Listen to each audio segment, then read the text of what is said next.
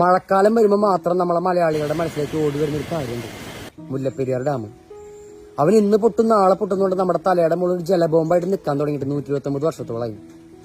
ആ ഡാം പണിയുന്ന സമയത്ത് എൻ്റെ എഞ്ചിനീയർ പറഞ്ഞിട്ടുണ്ട് ഇതിന്റെ കാലാവധി വെറും 50 വർഷമാണ്. 50 കഴിഞ്ഞ് 100 കഴിഞ്ഞ് 129 അവനിങ്ങനെ നിൽക്കുക.